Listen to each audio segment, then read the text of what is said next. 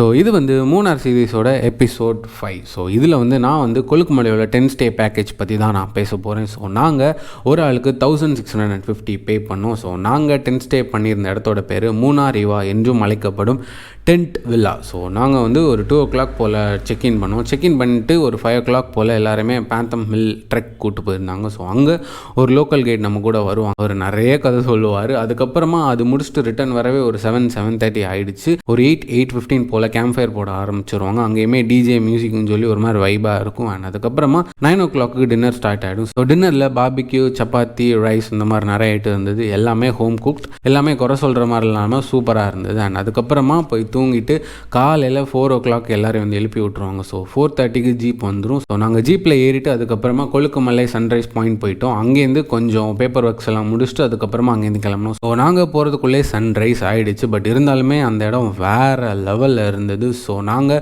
அங்கே ஃபுல்லாக சுற்றி பார்த்துட்டு நிறைய ஃபோட்டோஸ், வீடியோஸ் எல்லாம் எடுத்துகிட்டு அதுக்கப்புறமா ரிட்டன் அதே ஜீப்பில் இறங்கி வந்தோம். அண்ட் இந்த ஆஃப் ரோடு எக்ஸ்பீரியன்ஸ் கண்டிப்பாக நீங்கள் மறக்கவே மாட்டீங்க நீங்கள் போனீங்க அப்படின்ட்டா. ஸோ அந்த ஜீப் ஸ்ட்ரைட்டாக வந்து நம்ம டென்ட்டில் விட்டுரும். அதுக்கப்புறமா நம்ம வர கிட்டத்தட்ட ஒரு 9:30 ஆகிடும். ஸோ 9:30 பிரேக்ஃபாஸ்ட் இருக்கும். அதுக்கப்புறமா பிரேக்ஃபாஸ்ட் முடிச்சுட்டு அங்கேயே கொஞ்சம் நேரம் சுற்றிட்டு கிட்டத்தட்ட ஒரு 11:30 போல் செக் அவுட் பண்ணிட்டோம். ஸோ இதுதான் கொழுக்குமலை 10 ஸ்டே நான் போன கம்ப்ளீட் பேக்கேஜ்.